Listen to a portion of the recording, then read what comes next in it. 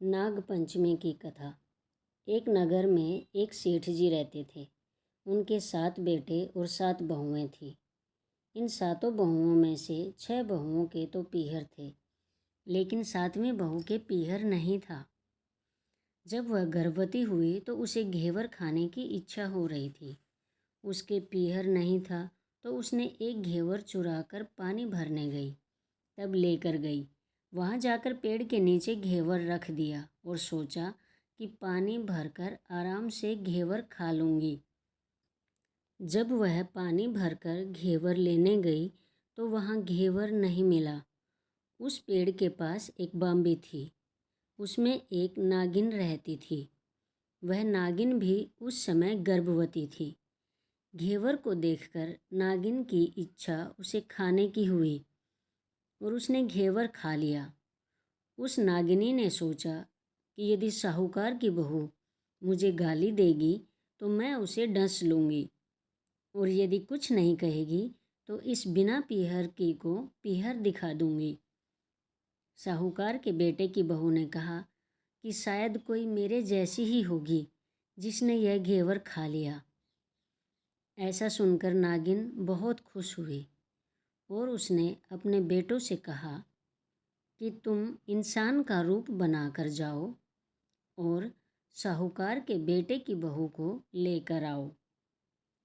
नागिन के बच्चे इंसान का रूप बनाकर साहूकार के घर चले गए। वहाँ जाकर उन्होंने कहा, हम हमारी बहन को लेने आए हैं।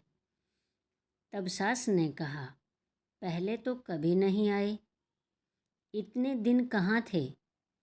तब उन्होंने कहा, जब हमारी बहन का जन्म हुआ तब हम नानी के घर थे, और शादी हुई तब हम परदेश कमाने के लिए गए हुए थे।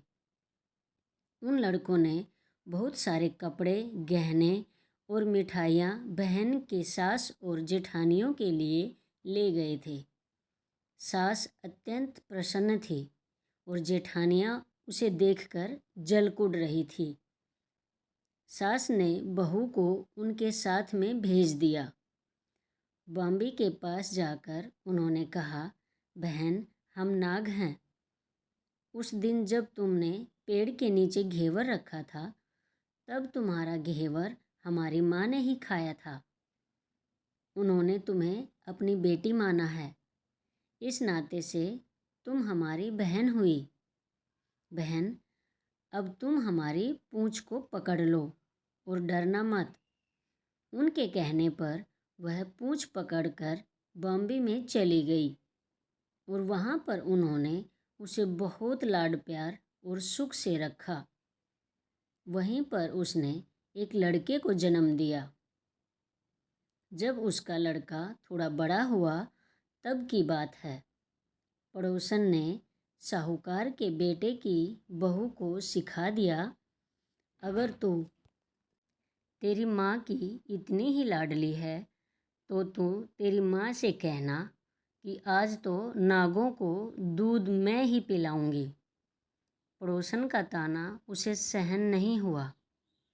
वह माँ से जिद करके नागों का दूध ठंडा करने लगी।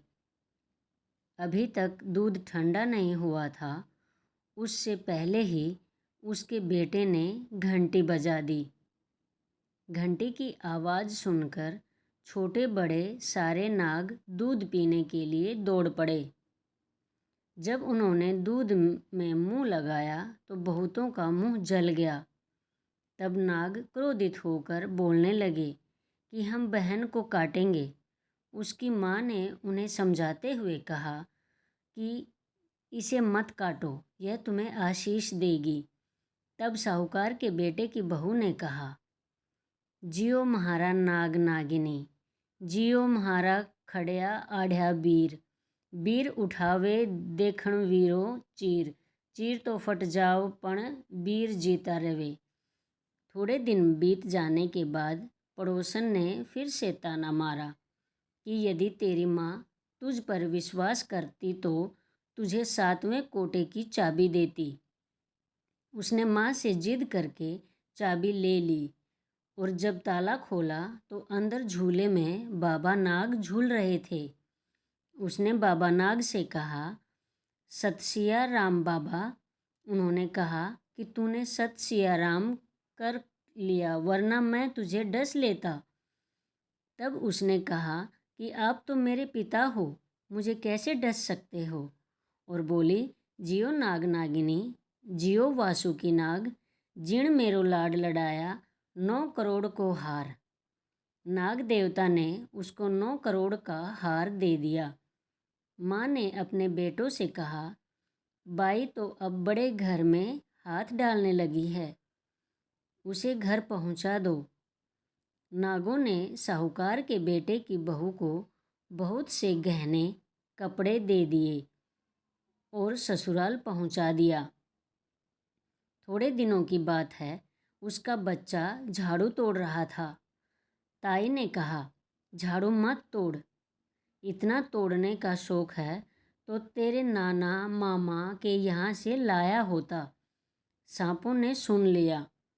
माँ से जाकर कहा, माँ ने कहा, 2 झाड़ू सोने की बनवाओ, 2 चांदी की बनवाओ और दे आओ।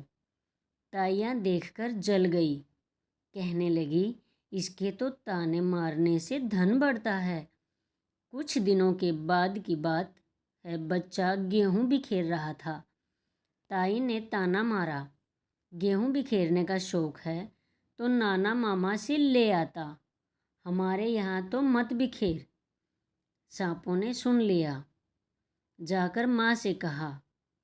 माँ ने कहा, 2 बोरी दाने सोने के घड़ाओ, 2 बोरी दाने चांदी के घड़ाओ और दे आओ। ताइयाँ और जल गई, कहने लगी, इसे ताने मत मारो, इसका धन बढ़ता है। छोटी जेठानी लकड़ी लेने गई, वहाँ सांप था। उसने सोचा, सबसे छोटी को भेजना चाहिए, सांप उसे खा जाएगा तो मुसीबत मिट जाएगी। छोटी बहू लकड़ी लेने गई तो वहाँ सांप बैठा था। बोली, भैया राम राम। सांप ने झट से बिछुए दे दिए, पहनकर छम छम करती चली आई। जिठानियाँ देखकर जल गई। 2-4 दिन बाद पान की गड्डियों में एक सांप देखा तो बड़ी जिठानी ने सबसे छोटी को पान लेने भेजा। उसने सोचा, आज अवश्य सांप काट लेगा।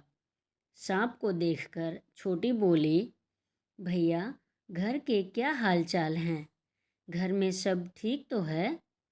सबको मेरा राम राम कहना। सांप ने मुंदड़ी पहना दी। जिठानियाँ फिर जल गई, उड़ गई। उसका पति दुकान से आया, तब सिखा दिया कि तेरी बहू के तो सांप बिच्छू से दोस्ती है। साहूकार का बेटा अपनी बहू से रात को कहने लगा, सच सच बता, सांप बिच्छू तेरे क्या लगते हैं, जो तुझे काट खाने के बजाय गहने देते हैं। बहू ने कहा, वो तो मेरे भाई भतीजे लगते हैं। फिर उसने सारी बात अपने पति को बताई। पति ने कहा, तो क्या तेरे भाई भतीजे तुम्हें ही बुलाते हैं? कभी अपने जमाई को यानी हमें तो बुलाते नहीं हैं। आने कोने में छुपे सांपों ने बात सुन ली तो जाकर अपनी माँ से कहा। माँ ने कहा, दोनों को बुला लाओ। वे इंसान का रूप बनाकर दोनों को व बच्चे को बुला लाए। खूब कपड़े गहने देकर तीनों को विदा किया। ऐसा समर्थ पीहर नाग पंचमी की कहानी कहने वाले को, नाग पंचमी की कहानी सुनने वाले को सबको मिले। जैसी अनपीहरी वो पहले रही थी, किसी को भी न रखे। ऐसी ही और धार्मिक कहानियों के लिए मेरे चैनल को लाइक, शेयर और सब्सक्राइब करें। जय श्री राम।